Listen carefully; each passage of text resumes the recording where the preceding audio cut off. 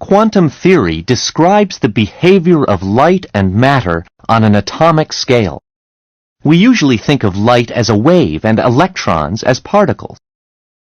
Electrons within a TV set can be described as particles. In other situations, electrons are better described as waves. Suppose we do an experiment using marbles to represent particles. They roll through open door A and are counted. The graph shows the greatest concentration of marbles near door A. A similar graph is produced when the marbles roll through door B.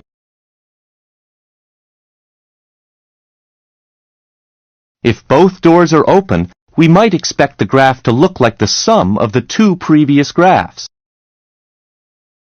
Let's do the experiment.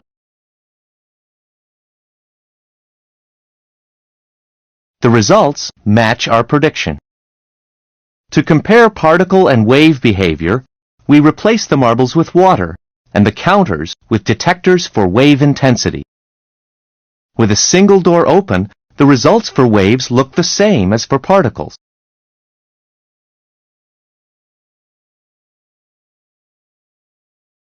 What happens when both doors are open? We get an entirely different graph.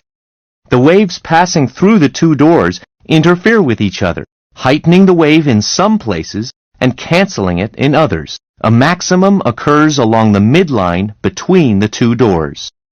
Imagine that we do this experiment with electron. A hot wire emits electron, and they are counted by detectors at the far end of the apparatus.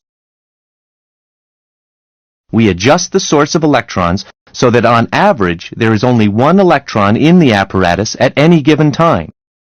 When only one door is open, results are similar to both particles and waves.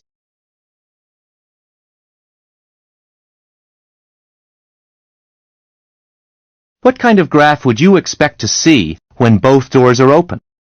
Remember, only one electron is traveling from source to detector at any one time. If you predicted that the graph would look like the graph for particles, you would be in good company. Most scientists would have said the same thing prior to the advent of quantum theory. In actuality, the electrons do interfere with each other, behaving like waves. But how can the electrons interfere with one another when they pass through the apparatus one at a time? This is the question that makes quantum theory non-intuitive. It may not seem possible, but this is the way nature works.